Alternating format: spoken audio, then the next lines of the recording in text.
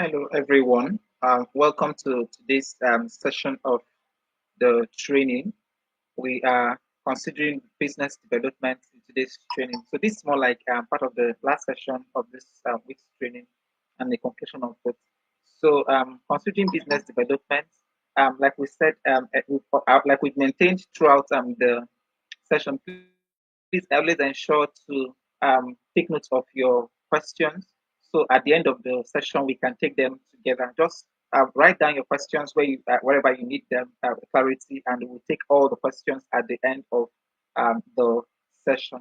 Okay, so if we consider all through this week, all that we studied, we talked about service excellence, we talked about customer retention, customer loyalty management, and today we're talking about business development, which at the later end of the session, we're going to be taking also the workplace professionalism. So let's just go ahead and talk about the business development training that we have for today.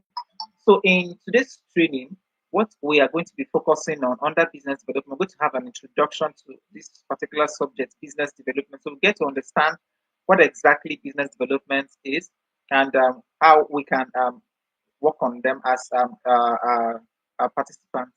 Now, the essence why we're taking the various sessions of this training because at the end of the day, assessments when assessments are concluded, we discover the strengths and the of course the strengths are the places where each person is going to be um, directed at. So, but more importantly, this development is one of the major components for a success to be successful in this particular role. For each of the ones that has been done, even if you're handling the customer side, you need to understand, you need to be very much rated with the business development uh, uh, uh, course training as well. Okay, so now in this course, we're going to be taking um, business development, sales prospecting, marketing and sales, then relationship management. These are the four key things that we're going to be discussing today. And that said, because there's so much to talk about, I want us to just go straight into business development. Okay, I think that said, please, I want to be very certain that the audio is clearer and everyone can hear me. Please, if you can hear me, if you can hear me, just I want to you to type in the comment section that you can hear me as well. So I'm very much certain that the audio is um, very much connected while I continue with the session. Okay, so um, okay, so if you can hear me, can I just see if the comment section there that you can hear me perfectly well, so I know that the not just okay. I think I get that. Great, great. Thank you so much. Okay, so let me just proceed with the what I was discussing earlier about. So now business development, the introduction to business development. What exactly are we what's exactly about business development? What are we talking about in business development? What are we going to learn here? Now, what is business development in itself? So it's just about the implementation of sales and revenue objective. So there's a sales and revenue growth objective for every organization. So the implementation of it is what we call business development. So if you find yourself in growth strategies for the organization, that's just what we're there doing. So and also another perspective to business development is pursuing strategic opportunities. So now, because we want to implement, or because we have been saddled with the responsibility to implement the sales and the revenue growth objective of the organization, it practically means that we are going to be pursuing the strategic objectives, strategic business objectives of the organization, right? Which will be implemented through building relationships and identifying new opportunities for the market for the products and the services that the organization provides. That's what business development is all about. I think that said, let's just go ahead to discuss further about the various stages in business development, which is sales prospecting, the marketing itself, sales and relationship management. So in business development, now as we're getting in, well, let's say we are new to this and we're getting into it. So, what are the stages we need to know? Okay, these are the things that we're going to be expecting. So, in these various stages of implementing business development, that's why we're saying that we're going to be encountering or going to be implementing sales prospecting. Then we'll go ahead to implement marketing. Then we'll talk about, we'll also implement sales and relationship management. These are the key stages of business development, which we're going to also be considering in details as we proceed into the session. I hope that is very much clear. If I will take that again, so I was saying the key stages in business development is sales prospecting, right? Sales prospecting, marketing, then sales itself, then relationship management. These are the key stages of business development, and we are going to be considering them in that. We're going to be considering each of them detailedly as separate and as separate subjects in the subsequent part of the training. Now, so what skills do we require as business development officers, right? So, what skills do we require to effectively function, to succeed on this role, or to become highly efficient as business development persons? What skill do we require? Do we need to prepare ourselves, or do we already possess? Now, one of them is the willingness to work. So, of course, willingness is one of the major attributes. I mean, here, attributes I'm talking about here right now.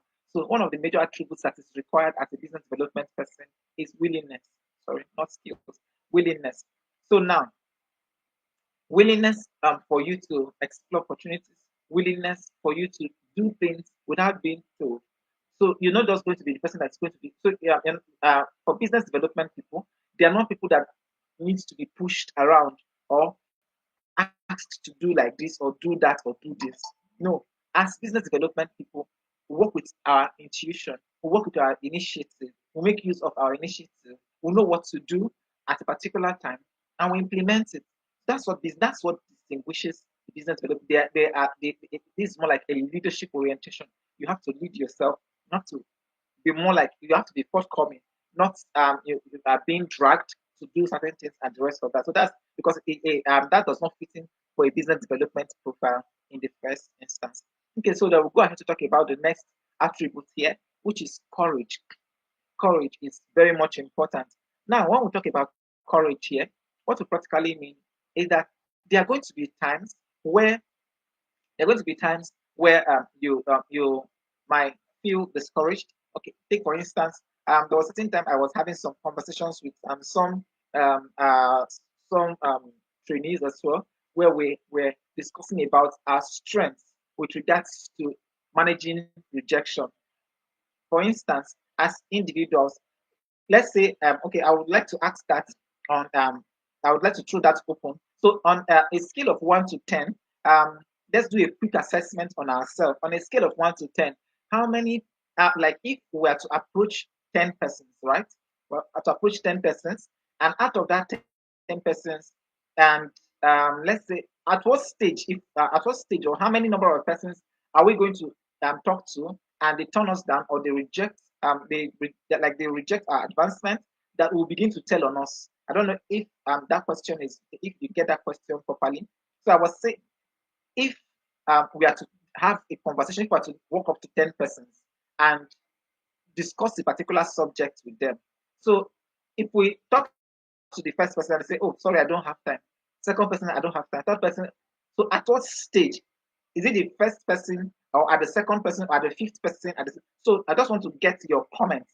So at what number will it begin to weigh on you? Remember that we're just doing on a scale of 1 to 10. Take for instance, that we'll have to discuss with, like, say 20 people. The same, but just let's do at 1 to 10 because it will help us with let's say percentage. So now, at what rate or at what stage will it begin to tell on you? I want to get honest response.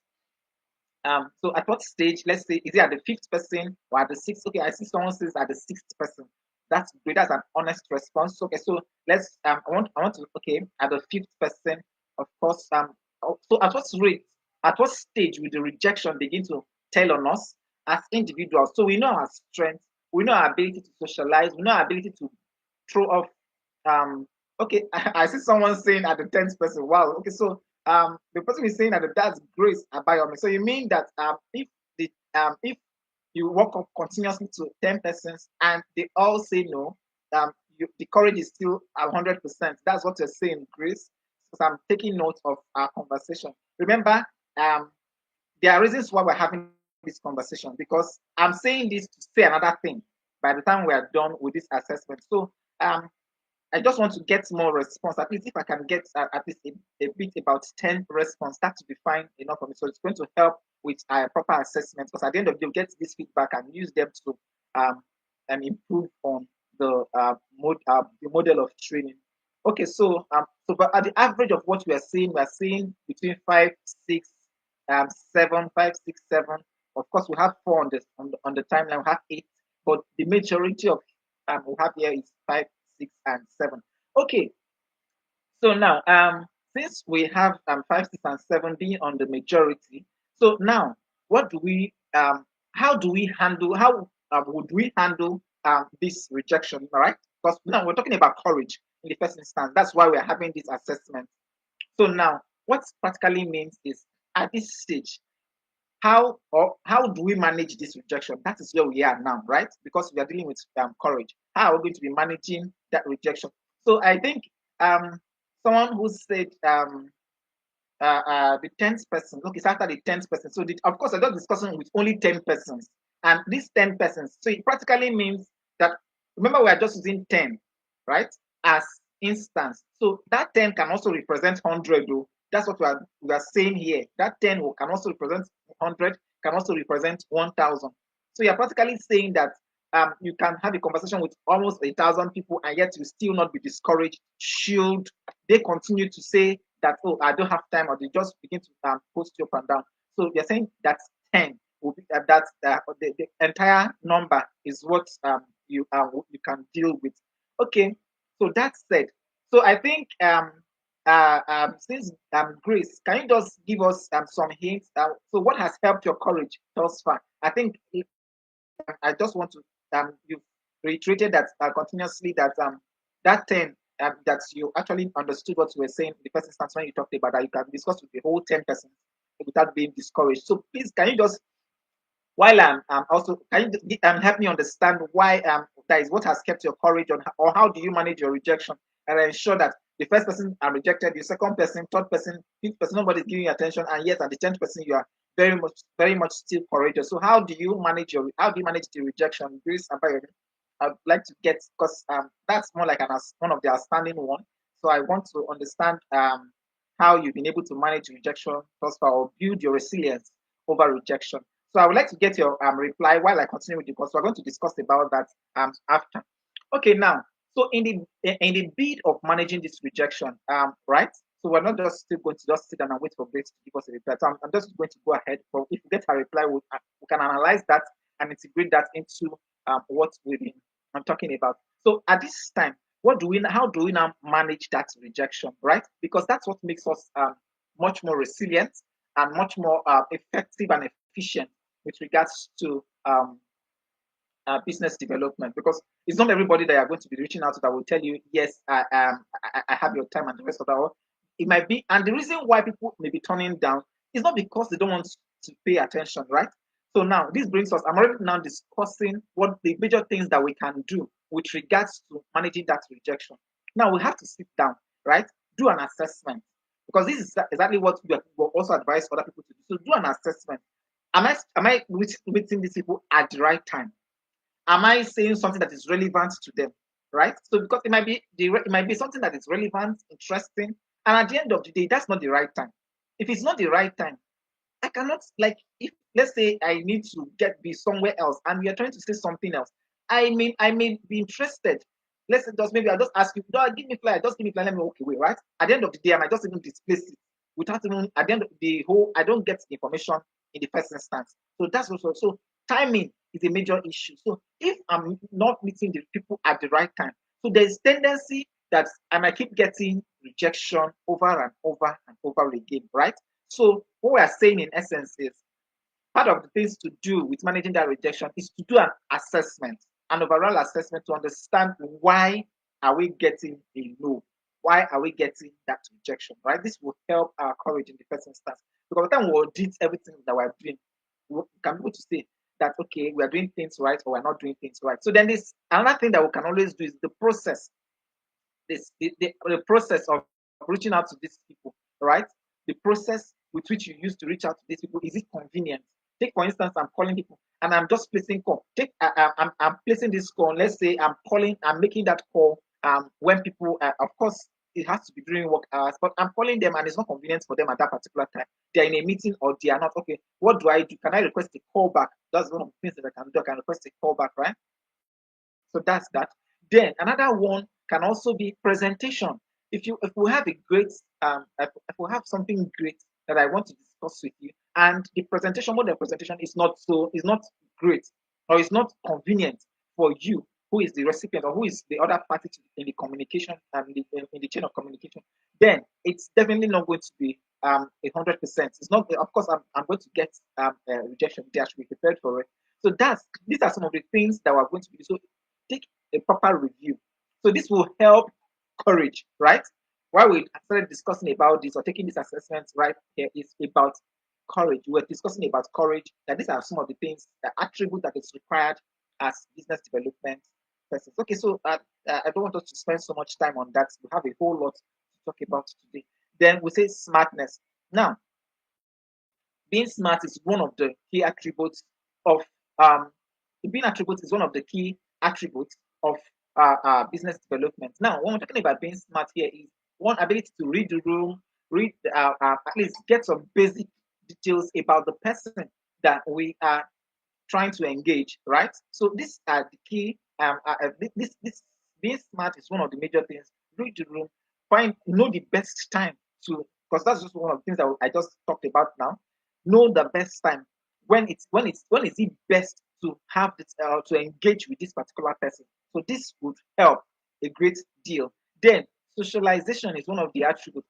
I understand the fact that not everyone um, have that socialization skill. Of course, we have the different ways of our upbringing, which may have impacted our mode of socialization or our level of socialization with people. So, but it is very much important, regardless of the upbringing, because now we find ourselves like you find ourselves posted in this particular department that is in business development. It means that we have to work on socialization. Now, it's easy to socialize. Take for instance, you had a background where you never socialize with people. So now, one of the major ways of starting it is just by attending events, right? When you attend the event, just hi, hello to people. You don't need to know who the person is. The person starts, hi, good morning, hello, good morning. Just because we are in a place where we have something that is in common, right? We attended an event, so that event brought us together. So it's easy to socialize with the person and say the person next to me and say hello, good morning, ask some questions, how are you doing, and the rest of that. Introduce yourself. That's more like a way of breaking off from the those that is more like the confined shackles that where we can't find ourselves socializing with people. Because if you are going to have a conversation with someone, we need to know how to start that conversation in the first instance, right? So by doing it, find out ways from time to time. You become good at it just by I just greet people, talk to people. And sometimes, let's say, for instance, one of the major, that is two major religions we have here is the Muslim, the Christians. So now, and for Christians to go to church, if you go to church, then there's an opportunity for you to meet with people, right?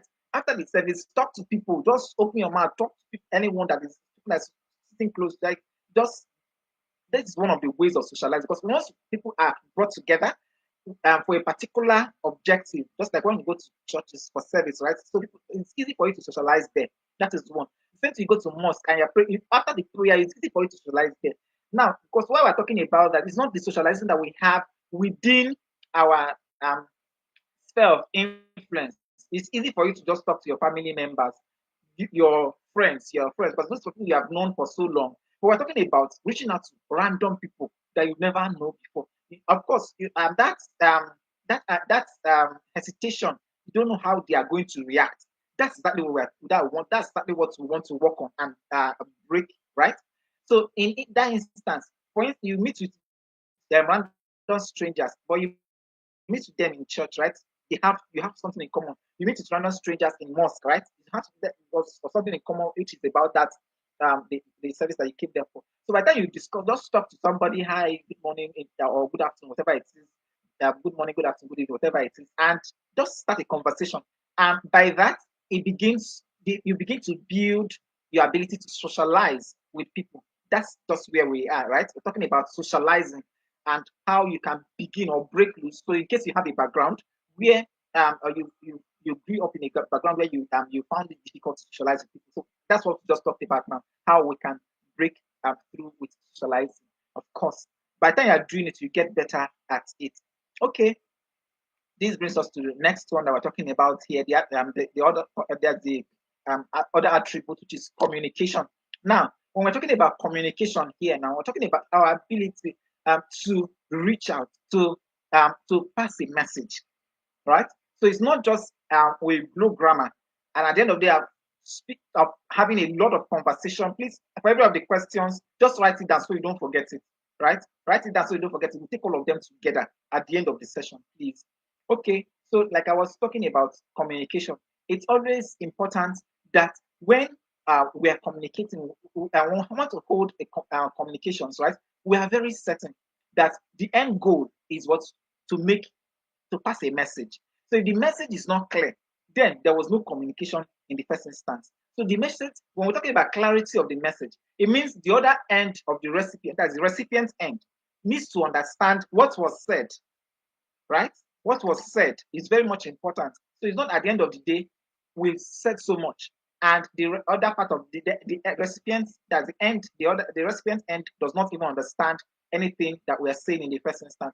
All these things that we are saying now, of course, we're going to see how they translate because it's just like our everyday life that we bring into business development. It's just like our everyday life. That's why you find out that people who succeed effectively in business development is this basic attribute that we talked about help them to succeed. And it's something that they just do on a base like this, just like they are a second nature to them. It's what they've been doing on their day-to-day operation, on their day-to-day life, right? They do so they just bring it in into business development and they excel. So that said, okay, so now, okay, I think I was trying to read. I'm not going to be taking any questions, please. I will take that all the questions at the end of the class.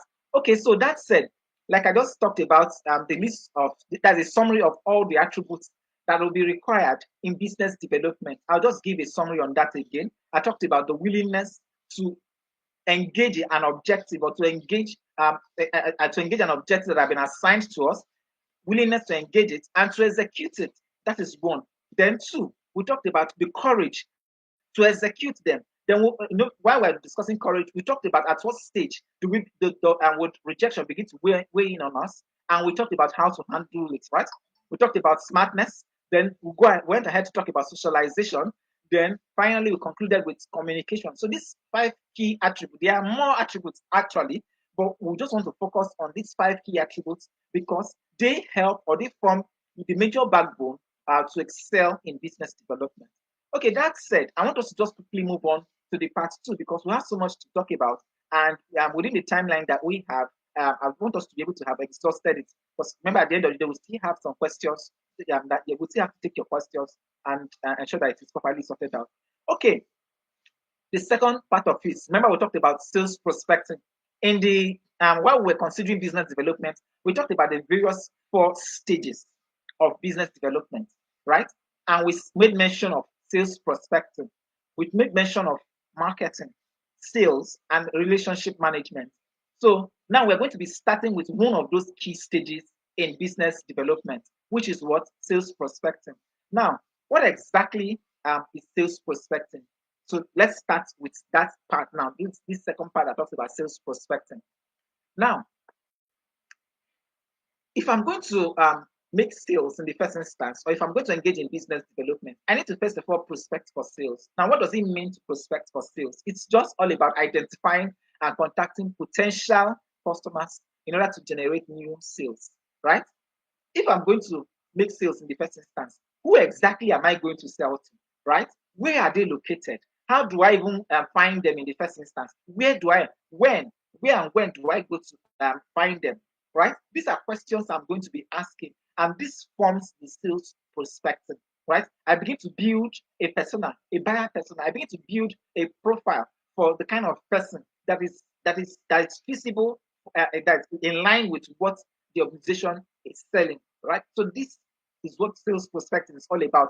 Our ability to find and engage. Now, in finding, I'm asking questions. The question I'm asking myself those questions, and practically, it's more like a research. I'm trying to research on this particular thing. Okay, where do I go? Where do I go? What doors do I knock on?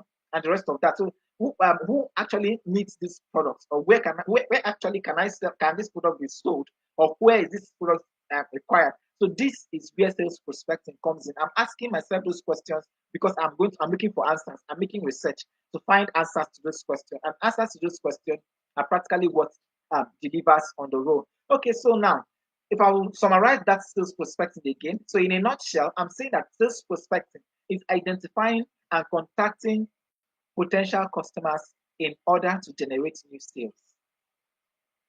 Secondly, I can say sales prospecting is finding and engaging qualified sales leads and setting the sales process in motion. So now, if I find and engage the qualified leads, right? This before the leads became qualified, it means I have done some background work on them to qualify them. I say, yes, this is the right person to sell to. Now, why do I need to prospect in the first instance? Why should I be qualifying these leads? Right? So it's not just all the leads that I just find out and I just engage, or I just don't walk to any random person to discuss about and tell them about the sales. Okay, now because why is it important? So I don't end up wasting my time and wasting resources. I'm going to talk about a specific experience with regards to this sales perspective. Now, I was just conducting a field research. Then I find out while I was standing by a particular spot, there was I think there was a point of sales person just by the side there. Then there was a marketer who was marketing real estate, and as well as not that an arm of real estate, but that's the hospitality. That's where you have where they lodge.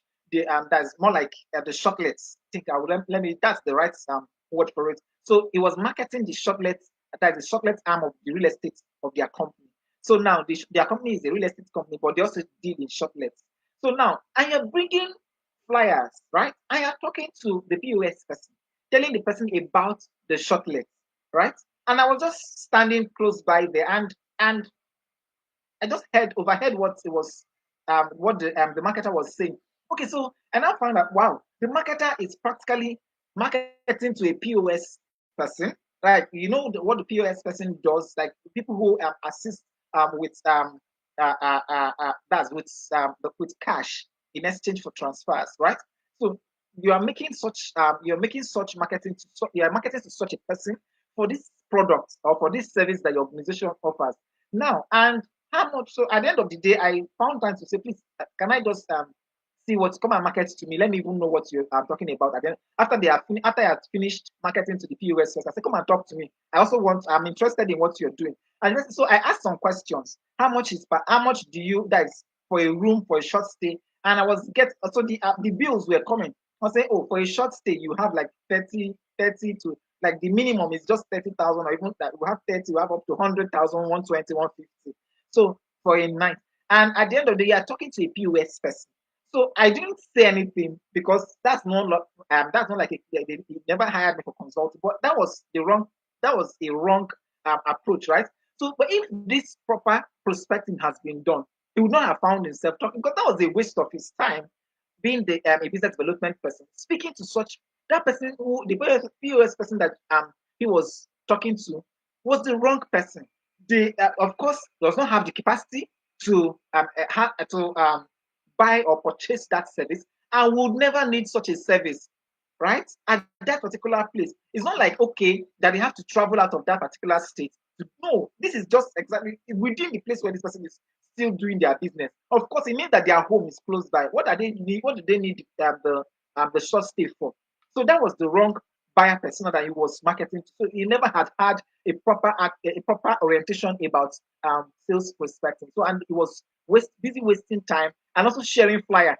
Um, Passing forth the flyer to the wrong person. So this is more like a waste of the company's resources in the first instance. So this is one of the issues why it is important that sales prospecting needs to be done so we can understand who, where, and when to sell, right? So you can imagine in this instance, it was the wrong place for the guy to, for that marketer who is that's real estate marketer to have sold to those people. So it was the wrong place in the first instance. And the person, the prospect that they were trying to market to was the wrong person. They did not have the capacity to buy, and I'm not certain that they would ever have capacity to buy. One of the things that they can do is possibly make a referral. That's what. But how do people refer things that they have not used in the first instance? Is it going to be that effective? One of the major ones is that when people have used the particular product, it's easy for them to refer. Okay, that said, I've spent so much time talking about that. I think with this now, I think it's much clearer that we now have a better perspective of how prospecting, sales prospecting, helps us to curb some of the issues around sales, business development, and marketing. So one of them is that we don't waste time, we don't waste resources, we don't spend so much time pursuing like a dead end deal. And this person does not have the capacity to buy in the first instance, so they cannot even buy. They will not even need it. They don't require it for anything in the first instance. So it was a wrong move. Okay, let's go ahead to talk about the next one, the steps to prospecting. Okay, so now one of them is market research and survey.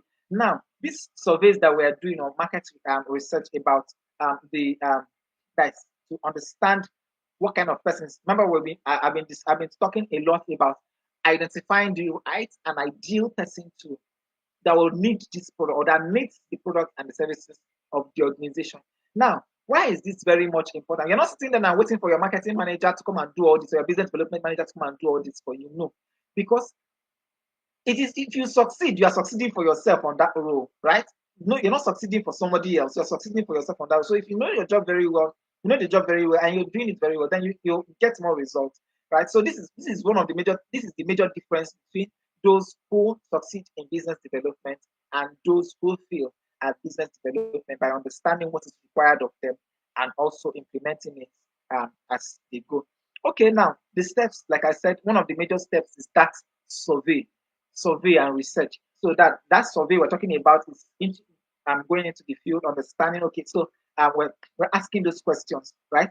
Who am I to sell to? What kind of people require this product, and the rest of that. So I'm asking these questions. I'm like I put myself in the shoes. Who are the right people to reach out to? So by doing this, it helps me understand who I can discuss or who I can engage at the end of the day, and I don't waste my time. Then I create a buyer persona, right? So that's more like a profile where I can find them, where I can reach out to them. Where are these people? Where are these people found in the first instance? People that when can I meet them? Where can I meet them? How can I meet them? Right? But then I ask myself those questions, ideas will come up. Now, what we are saying in essence, there's not like there's a wrong way to it because, for instance, now if we're posted to real estate, the audience there is different. If we're posted to FMCG, the audience there is different. But if we're posted to travel, the audience there is different. So different different strokes for different folks at the end of the day. So, but what we're trying to say in essence is that a proper buyer persona is created, then we're going to build a prospect list. So, at the end of the day, now, once we've done a market survey, create a buyer persona, that's the right person that we can sell to, who has the capacity to buy, and they're willing to buy, and the person starts, and where we can find them, how we can find them, and how we can approach them and communicate with them. Once this has been done, we go ahead to now create a list. So now we're picking out their list, identifying them one by one, and bringing out their list. So if we have a means of contacting them, now we begin to write out those means of contacting them. And once this list is properly built, then we can begin to establish the communications channel. The communications channel is it going to be online, via telephone call, social media? Is it going to be a face-to-face conversation?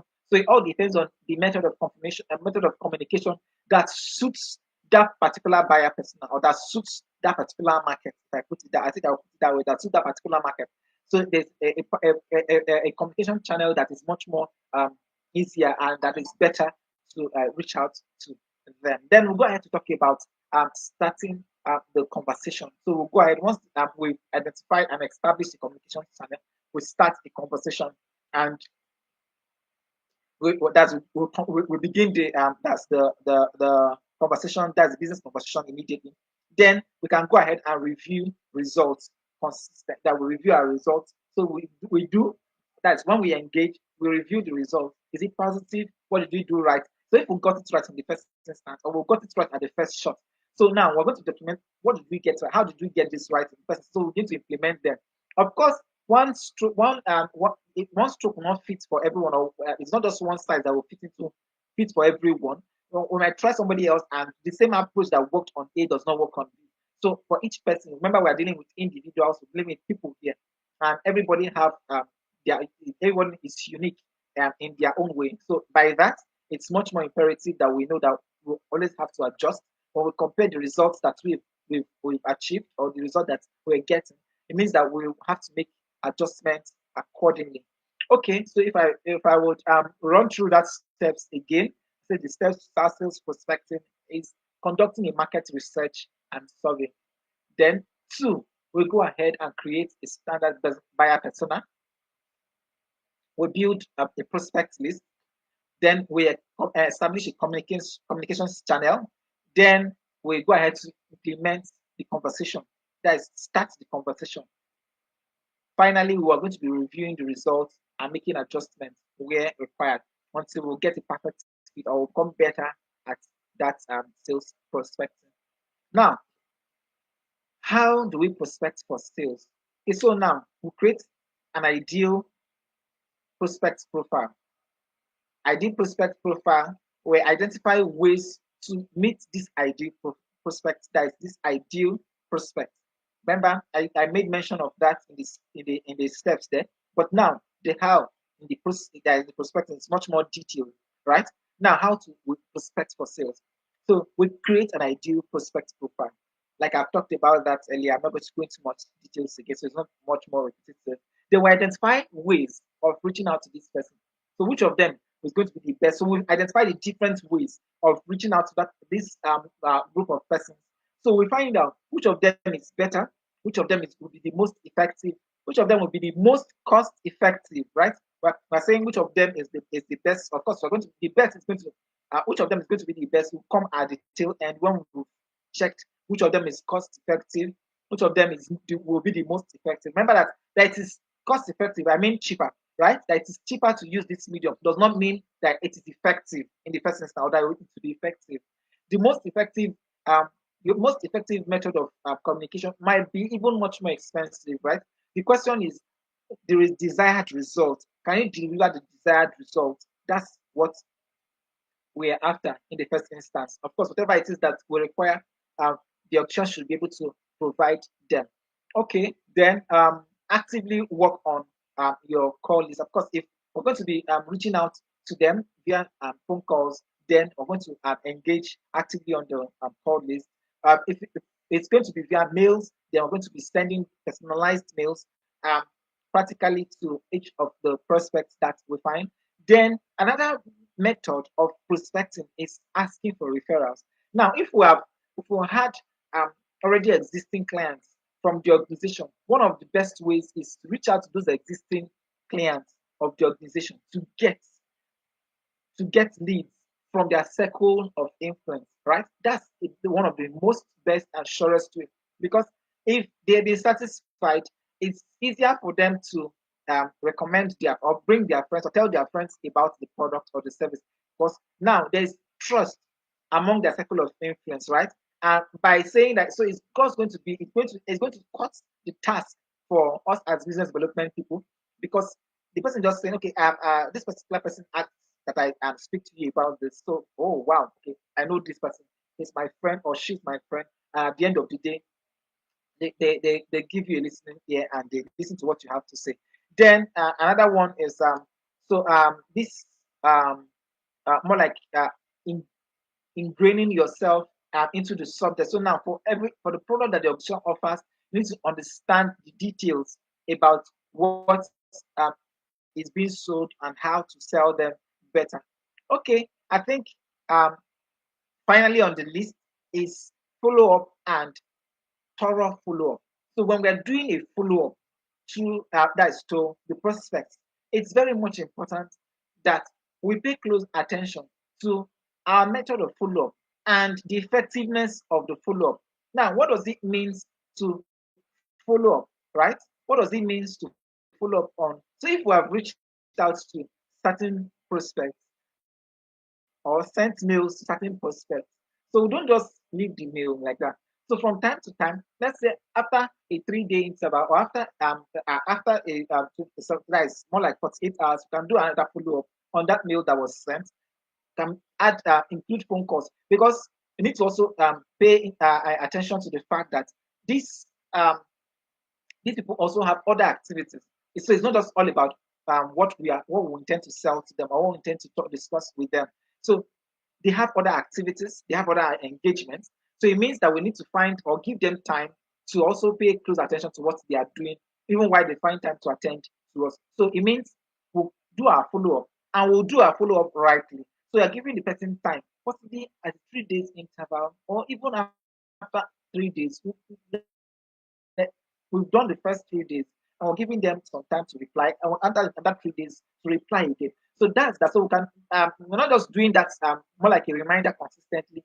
But if there's a phone number, we can do it. We can reach out and put a call across, or we can give some time. So the question is, at the end of the person is going to give a response either to a request that you allow them um, sometime to respond or to go through what was sent and now respond. Okay, now, of course, one of the basic details. Now, let's talk about the details. That's the of sales prospecting. Now, the basic examples or the features in why we are profiling our prospects. So, if I want to profile prospects, right, one of the key examples that always play out is age range. Now, their age, of course, their age, their gender, their status, their location, nationality, complexion, education, occupation, budget size, etc. Now, I'm just going to pick some few things here and discuss with them in relation to the example that I gave earlier with regards to that with that real estate marketer who was marketing shortlet solutions to the POS agents, like I told you earlier. So now I'm going to take points. I'm going to ask. I'm going to make some reference with regards to this profiling now. Now, if you watch from what I said earlier, okay, now with regards to age, now that's that business development person who was marketing to the POS agent now was discussing the person that they were discussing that the POS agent that they were discussing with when it comes to age, the was a lady and the lady who was being marketed there. I think if we give or take should be within the ages of between 35 and 45. So that's within that age range.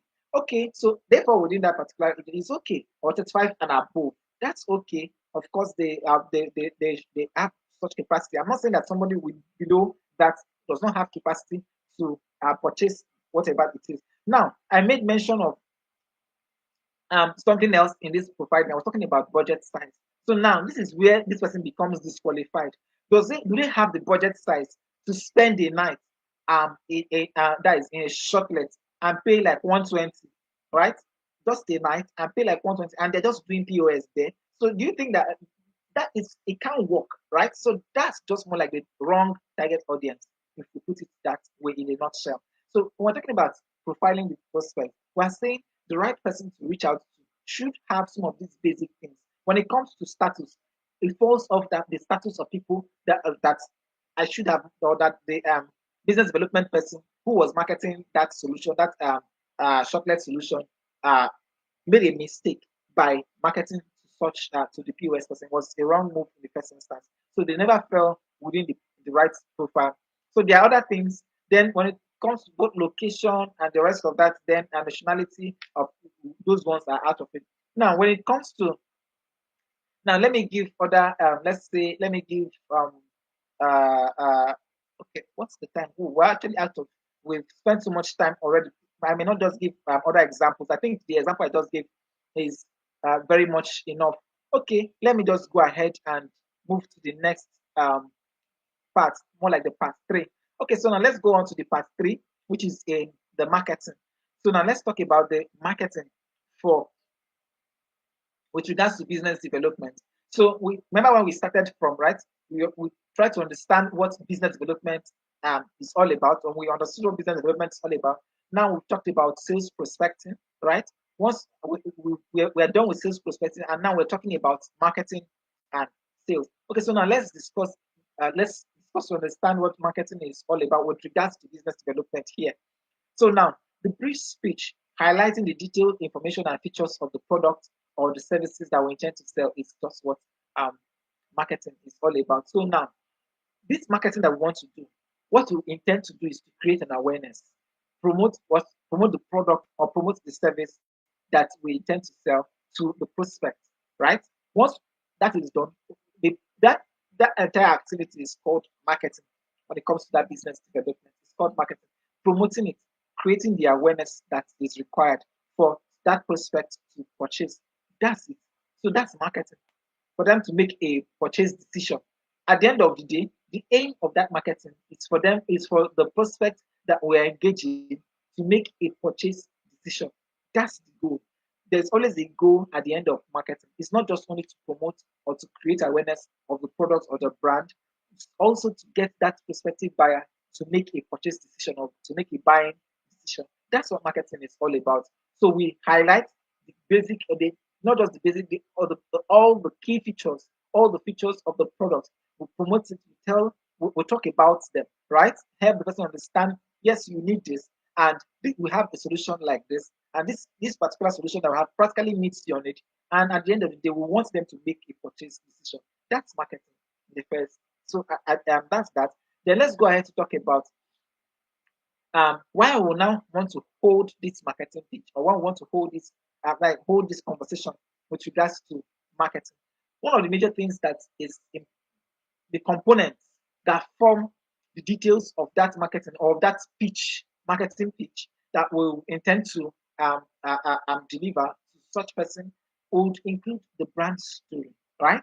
The brand story, the problem that is on ground, then the solution, of course, the solution, the testimonial, and the pricing. This practically makes it very clear so that it's very much important when we want to hold a pitch, when we want to discuss or engage that's a prospect. One of the key things to look out for is the brand story, right? The brand story, then the problem that that the product solves, the problem that the product solves, then the solution that it provides. And we'll talk about the testimonials, we'll talk about the pricing of the product. So these key components form the marketing pitch. Of course, by the time we're setting out, there are going to be templates that will be shared with us to work with. Templates, marketing templates that will help us. But it's important that we understand the basics, right? This is what we're doing now. But by the time we are setting into the role, there are going to be templates that will be shared. But we're not. If this, like I've always been saying all through the training, it's not like we're going to function as robots. The essence is so that we can function independently. When we're functioning independently, we need a basic knowledge to know exactly what we are doing in the first instance. So now I'm just going there to go and read out some, just like working as a robot, repeating the same thing over and over. The spice up or the different approach to it is what makes it much more interesting, right? That's certainly why we're having this conversation in this instance. Okay, the characteristics of a good pitch. Now, if you're going to be when you're having a conversation, right, with a prospect, the characteristics that is what makes that pitch a good one or a great one is the content, the quality of what you are saying, the content of what you are saying. When we're talking about the content now, how there's how does this solve the problem of the prospect? So meaning that you have to identify the problem of the prospect.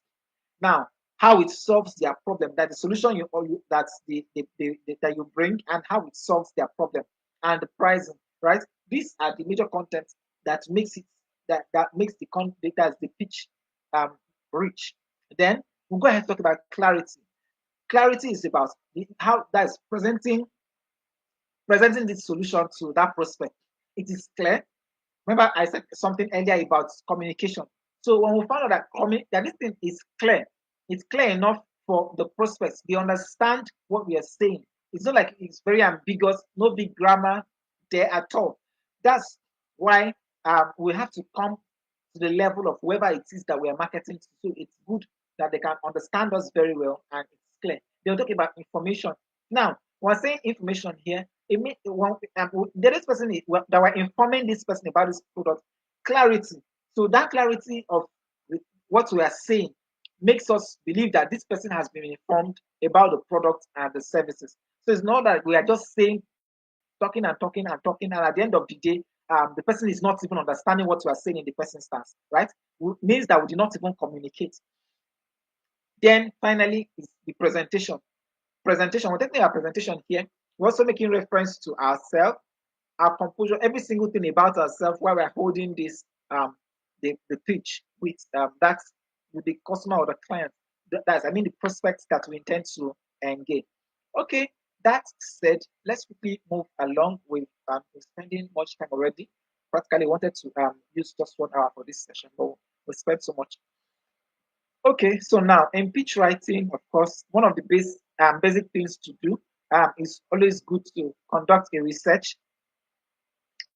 The steps to conduct a research to understand the audience. We've discussed some of these things before. We'll create targets, that is targeted content, share success stories, of course, and at the end of the day, answer questions and follow up on the prospect. Take for instance, if we're going to be doing that pitch via email, it's not a face-to-face pitch. The same way it is that we're going to be discussing, holding that face-to-face conversation. We're going to prepare that mail in that same format. So we prepare the mail, we read it. So when we read it also through the mind of our audience, so that it's going to make good sense, right? So we don't just write and we just discard it, or we just send it like that. So when we write the content of those mail, we want to be certain that at the end of the day, whoever it is that is on the other end that is reading it gets to understand what we are saying. We're not just writing so much ambiguously that the message is lost. So we talked about conducting a research in trying to write a pitch or to prepare a pitch. That's we're preparing a write-up for a pitch, possibly via an email or the one that needs to be pushed out through digital marketing platforms. Then it means that we need to conduct a research, understand the audience that we want to discuss with them, create the content, go ahead and share success stories, answer questions, and follow up with the prospect. Okay, so now of course, the pitch, like I've said earlier, that the pitch itself that we're trying to work on is going to focus on existing problems, right? The problem of the prospect, the problem of the customer, the solution that the company provides about the company, the value that we provide, the success stories, and call to action. I've said a whole lot on this already. I've said a whole lot on this already. So summarizing that, I say that the pitch is supposed to focus on existing problems, the solution about the company, then the value and the value that the value that this solution is going to add to that particular client or to the prospect, right? Then the success stories, and at the end of the day, a call to action. Okay, so now I think this we are almost end to an end of this particular on the pitch. So now, how do we now present a pitch? Now, take for instance, we just talked about when in writing. Now, what about the when we have to make a speech or when we have to present that pitch orally? We have to engage with people directly, even though we are making that speech, right? So one of the major things that we need to do is to get our emotions together. We're not overly excited. We're not also angry. We're not showing too much of an emotion about whatever it is that we intend to sell, of course. But that level of excitement, there's some level of excitement that is required about the product or the solution that we intend to bring. Because if you're bringing good news, you're excited about the good news. So that solution that we're bringing is the good news, right? To the prospect. So we have to gather emotions together. Then another thing to consider here in presenting the pitch is that we must introduce ourselves. So you don't just dabble and start holding a conversation without properly introducing yourself, your name, who you are, your designation, the company you work for, right? Very much important, and the reason why you want to hold this conversation with them. Then you want to go ahead and now ask questions to find out one, if it's a good time to hold this conversation with such a person, if they have like 2 or 3 minutes to spare, and within that timeline, you work within that timeline to deliver the message. Okay, so now you want to find out. So if they have that 2 or 3 minutes to spare, you want to find out. So maybe through questioning about a particular solution, a particular challenge. If they've heard about this, or they heard about that, or if they have, or if they've experienced something like this before, experienced something like that before, talking about the problem, right? Then you're now focusing on the solution that your organization provides to solve or to salvage such um, challenge or such problem. Now, discussing more of that is talking about the product, and also on that is talking about the solution itself now, and on the features of that particular solution that the organization provides. Then we'll go ahead to talk about answering questions. Of course, you can solicit for questions from that particular prospect so that they get to understand. Because when there's a two-way communication, it's much more easier. So it's not like you just say, being the one talking and assuming that they understand. It shouldn't be so. So when you talk, you allow them also ask questions or engage in. Let it just be a conversation, and not just like you are the one give, like, more like, no, let not be an instruction, but more like a conversation where they have to say something or add their own opinion, um, give maybe objections or resentment. And in the cases where you have objections, you have, like we talked earlier about objections, rejections, right? Earlier when we are talking about how do we manage them. So I guess some tips about managing those rejections. So the process, how we engaged and who we engage. So all this information that we've gathered about our method of engagement, what we've been saying, how we've been saying it. If we need to make proper changes, right? We ensure that we make changes. Remember that when we have these things consistently, we're not just making changes in the first person that we'll just discuss with, because that person might just not be the right person in the first instance. Then, even if they're right, it might not be the right time to have that conversation. So you don't just change the strategy immediately, right? Because one person has just objected. So if they are giving an objection, if they can be kind enough to give you a reason why they are objecting, it's going to help with the next person that you're going to be talking to, or even with them. Possibly, maybe if the objection is coming from the place where you can correct and help them and reposition their perspective properly. So I think that will help. So if they give an objection, you want to find out why they are objecting kindly, kindly enough. Then go ahead to negotiate where needed, follow up on the prospect, or ask for referrals. Of course, this is when there's patronage where we can now ask for referrals.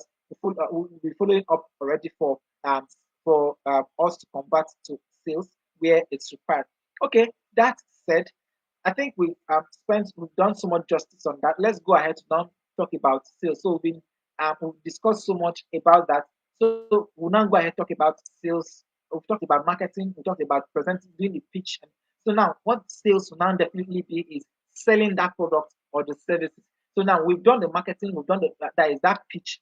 Is that marketing? We've done the pitch, spoken to the prospect, we should now expect them to make a purchase decision at the end of the day. So that selling that particular, that is sales in itself, is now the activity of selling that product which we engaged in, of course, in the first instance. And the process have always been a presentation of the product or the services, managing the objections and follow up, holding the negotiation and closing deals, and afterwards we manage the relationship. Okay, so this brings us to an end of this part, the third step, which we just considered as the third session, which we just considered.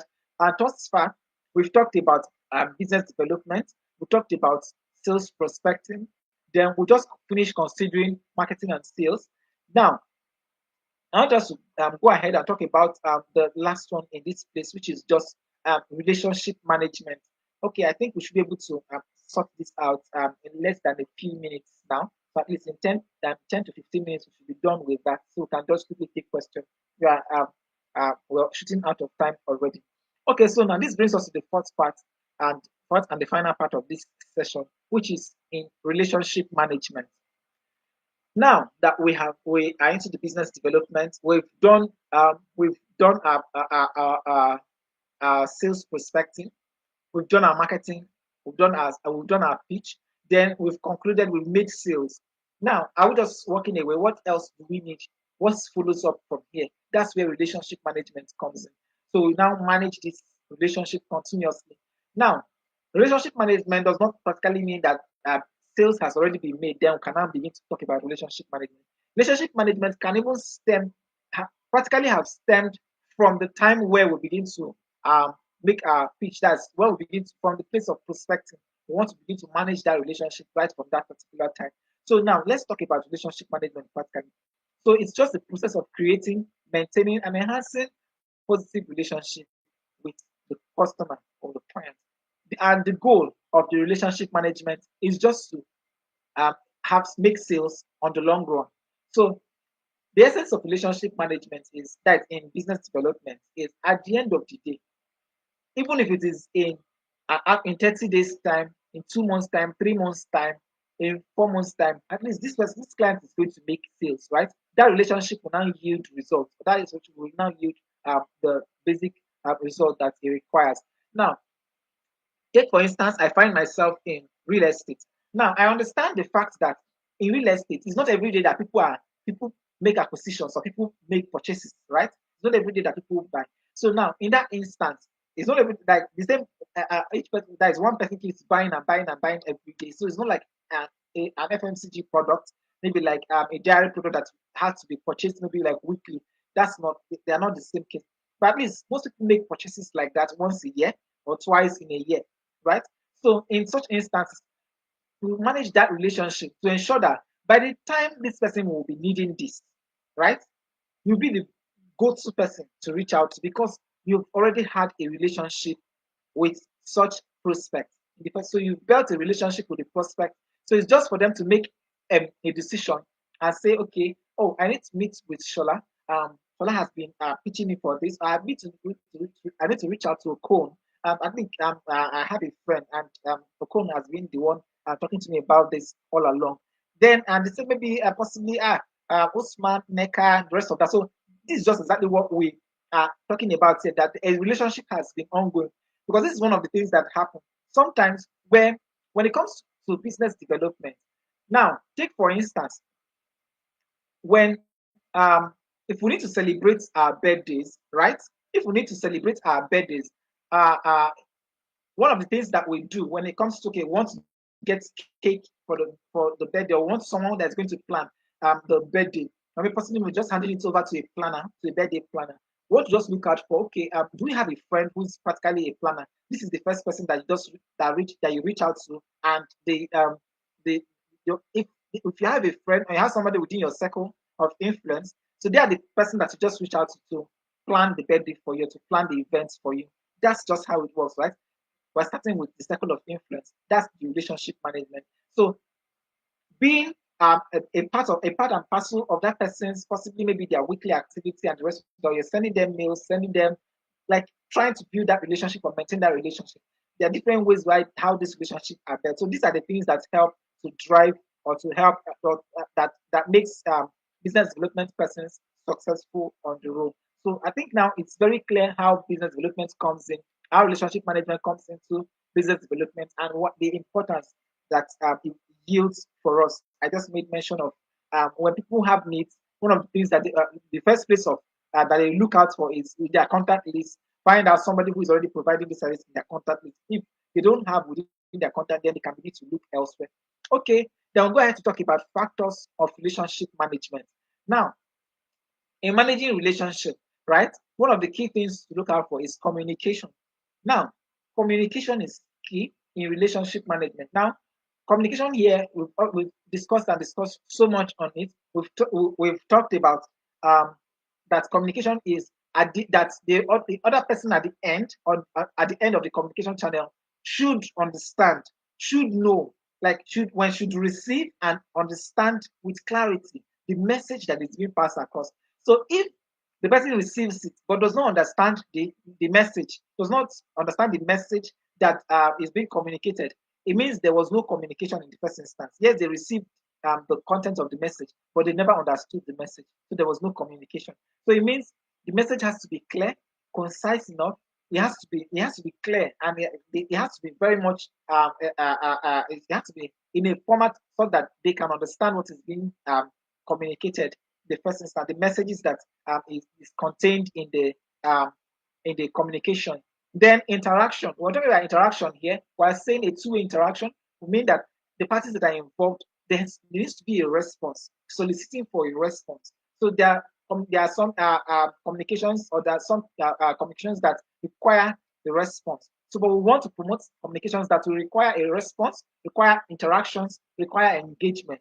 So that's one of the things that builds relationship, right? Then these are the things that at the end of the day, it brings about loyalty, satisfaction, risk mitigation, and efficiency. Now, also, when it comes to factors that help with relationship management, we're talking about loyalty here now. Third on the list, loyalty. In relationship, from yesterday's training, we talked about loyalty management. A satisfied customer, one of the major things that they do is that they become loyal to the brand. Over time, as long as they get satisfied, they love the quality of the service that is being provided by organization on a consistent basis. They means that they've found them worthy to be trusted. So they become loyal customers to those brands. They make decisions defaultly but to support or to choose that brand over and over the competition from time to time. Okay, then when I talk about satisfaction, as long as a customer is satisfied, or somebody who has previously purchased the product or the services are satisfied with the product or the services, then of course the relationship it helps in managing relationship. So if the customer is dissatisfied, there's an issue, but relationship management will help to sort out issues about customer satisfaction, because while managing that customer's that's customer's expectation and satisfaction, we find out that we can ensure that the customer is satisfied for every product or for the services that they purchase per time with the organization. Then risk management, efficiency as well. These things help us to manage relationship. So the efficiency of the service, efficiency of the product, or the effectiveness of the service, effectiveness of the product that is being offered to the customer. These things help to improve on the relationship. Okay, finally, on this list of what we're talking about, so what are the benefits of relationship management, right? The major things, that is why do we even consider them in the first instance? I've made mention about them, but I'm going to be talking about some other things that um, relationship management would help would assist with regards to business development. One of them is feedback. So in relationship management, we're able to get feedbacks, right? When customers or clients are offended, or when they are not happy with the brand, or when they have opinions or suggestions on ways that we can improve our processes, innovate, or create new variants of our products or services, varieties of our product and services. Of course, we get these feedbacks through the relationship of the customer and the brand, or the customer and the business development team. Then we're going to talk about efficiency. So with relationship management, we can improve the efficiency of our products, of our services, and of our relation of our interaction and engagement with our customers. Then it also improves brand loyalty. So relationship management will definitely boost brand loyalty, because a satisfied customer will always stay with the brand and choose the brand over and over the competition. Then ultimately it will result to revenue growth for the organization, and it gives them a competitive advantage over the markets with which they have found themselves. So these are the basic things that we have in as benefits of relationship management in business development. And I will just leave them here. So these key things that we discussed about thus far help us to function effectively as business development person. But as we find ourselves in this department, further trainings will now be provided, possibly in-house, and they'll become even much more streamlined, more like a product training and the implementation of the sales in itself. So it brings us to a close with regards to all that we have just talked about thus far. Okay, so this is all. So thus far, what we have considered is we talked about the basics of business development. Then we went ahead to discuss about sales prospecting. We considered marketing and sales, and now we've just concluded the entire conversation with relationship management. So now it brings us to a close. And at this point, I want to take your questions thus far. Please begin to drop your questions. I would like to take at least three or four questions, and we can bring this session to a close. So I can go prepare for the last um, training for this program. Okay, that will be all. I let the questions come in now. I'll be expecting your questions right away. Please drop your questions so I can take them right away. And in the instance where there are no questions, it means we might have to bring the session to a close now.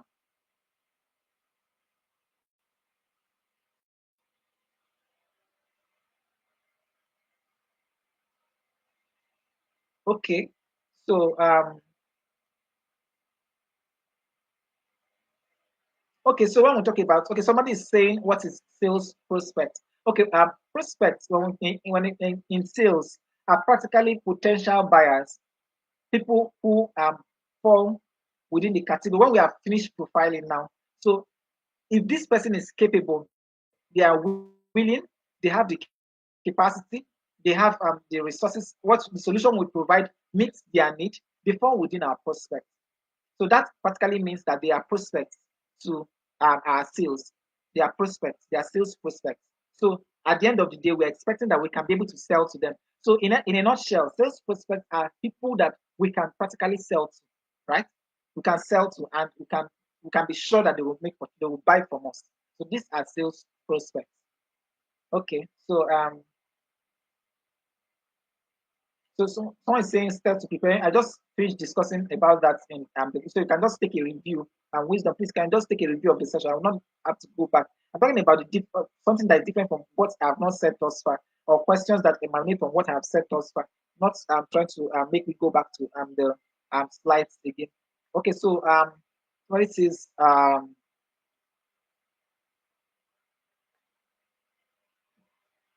so the question, so the difference between business development and entrepreneurship development, as well as attributes of a business developer and an entrepreneur. Okay, so now the entrepreneur is different from if we're going to if this training was being done, like take for instance, there's business development in entrepreneurship for entrepreneurs, right? But they are not the same thing with what we just did. The content of what we're going to be discussing, if we're going to take this training as entrepreneurs, is going to be completely different. Now, who are entrepreneurs? Entrepreneurs are people who do their own business, right? They run their own business on a day-to-day basis, small scale businesses. It might be small scale businesses, it might be medium or large scale businesses.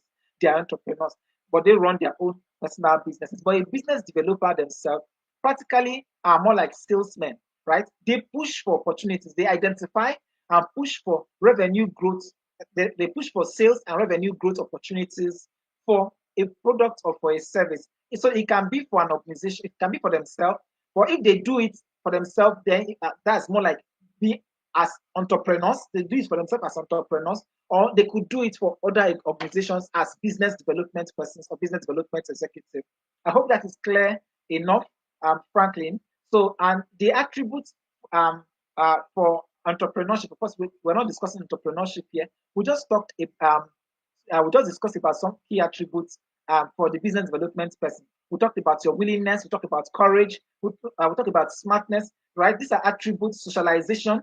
Uh, these are a lot of the attributes that we considered earlier while we started this conversation, where we even had to take some assessments amongst ourselves here to understand at what stage do we begin to yield, or do we begin to balk in the weight of rejection, or some object or the objection of the product or the service that we are trying to offer to the prospect.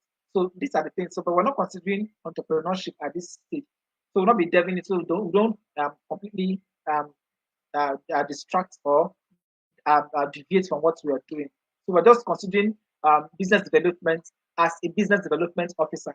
Remember, I told you something that if we're considering business development as entrepreneurs, the content of this training will, even though they are similar, but it will be much more different. We have a different training for that. Even business development as business development managers and supervisors, the content for the training are different from what we're considering now. And the same thing, they are different to for the entrepreneurs, because what we're going to be considering will be different, and the approach the consideration are practically different. They are not the same. Okay, I said so much on that. Ozzy said identifying and contacting possible prospects. Okay, sales prospects. Okay, and we're just reiterating. So Wisdom is saying, what are the steps to preparing for a speech and write-up? Please, I will not repeat what I have said earlier before. I just talked about the preparation of this. In fact, I made mention of it. There are over 3 slides on that. So I kept on making reference to it over and over again. So please, okay, hold on. Just a minute so I can just,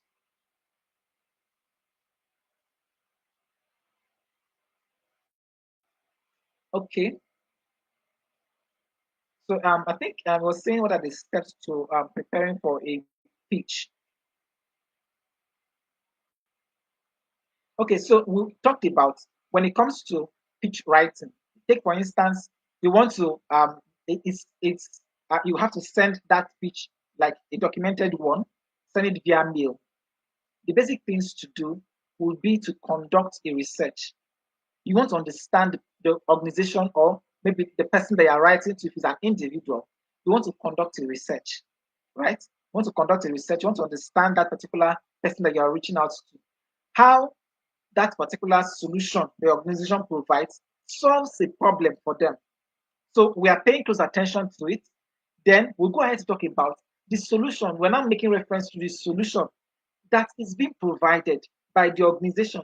And by that, we can go on to share success stories about how that solution has solved those problems that the client or that the prospect also has.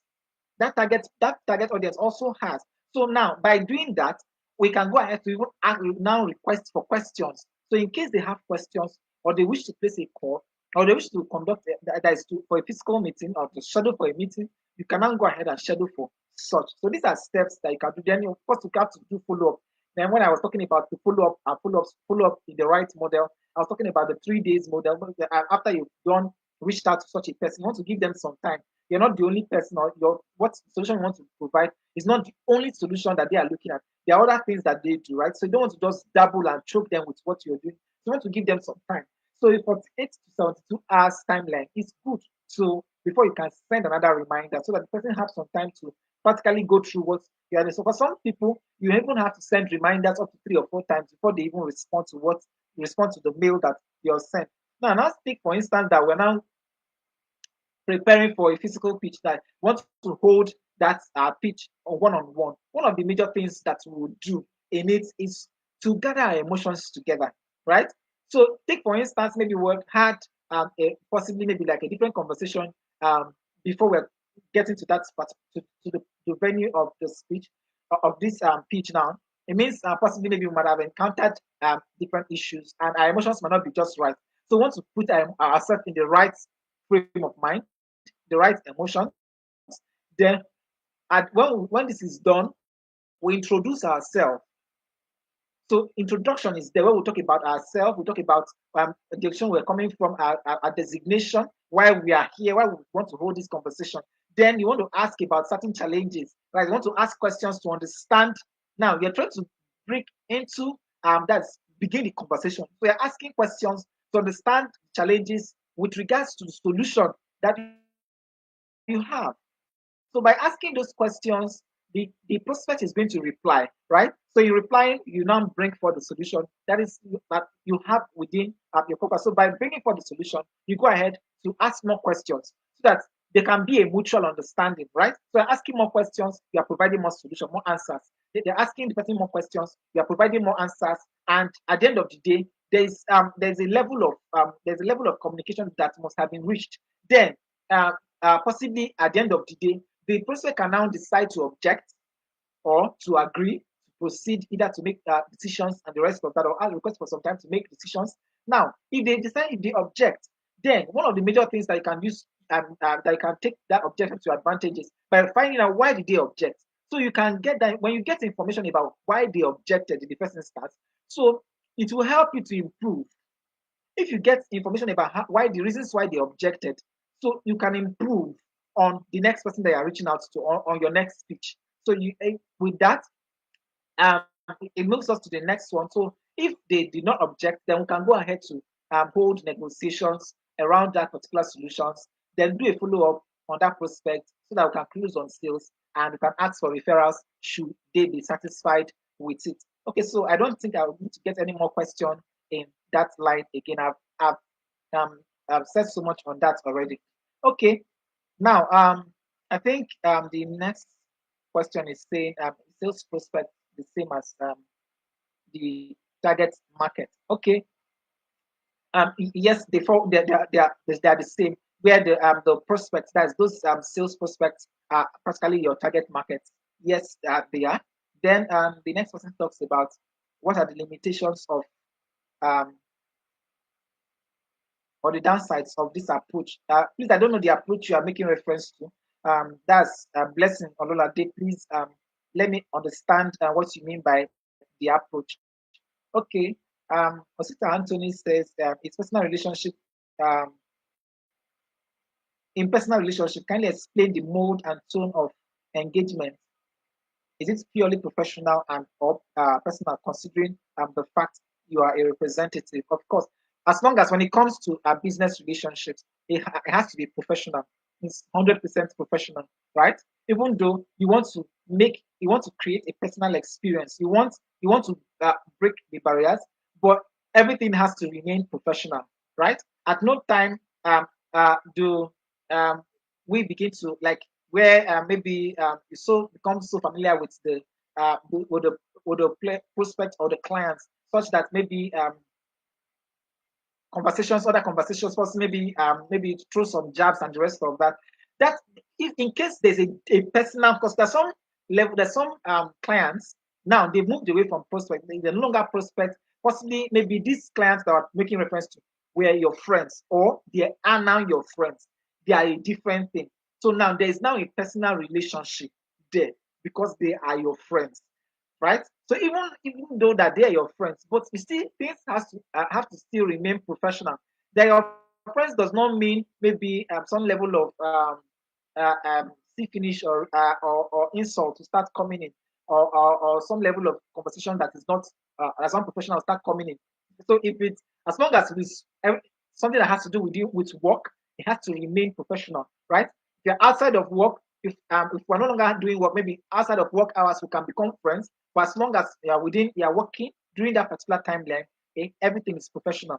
So, but once it's outside of work, then you can go and have personal relationship, can just the way you want, talk the way you want, address. So, besides that, they are just your clients. So, but when it's outside of work, then they can become your friend. I think that is that.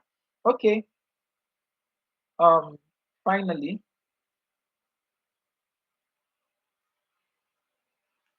okay.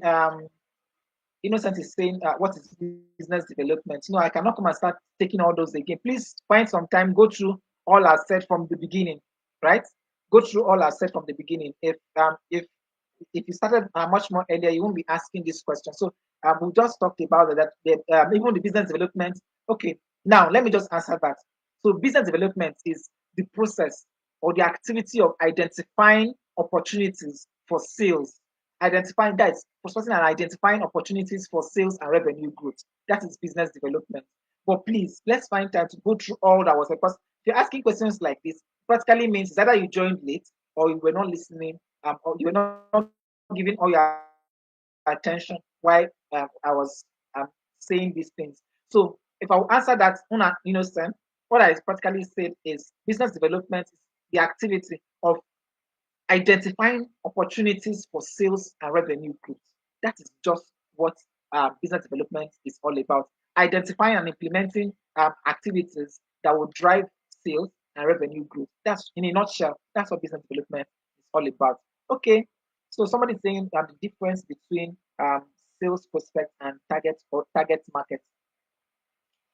There's practically no much of a difference between sales prospect and target audience because it is by creating your target audience that is by creating the target market, by identifying the target market, that you discover the sales prospect. I said that earlier. Now when we try to when we're doing that research and we're trying to understand who has the capacity to buy, who are we selling to, who should we sell to, right? We're trying to identify the sales prospects through that.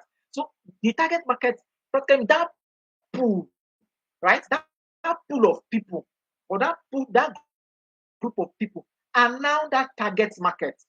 They will now single them out each of them now become sales prospects. I don't know if that is clear. So that pool are the target market. That pool are the target market. So for this particular product that the opposition is selling, or this particular solution that the opposition has provided, that pool of people that qualify to be sold to, they are the target market. They are the target audience, right?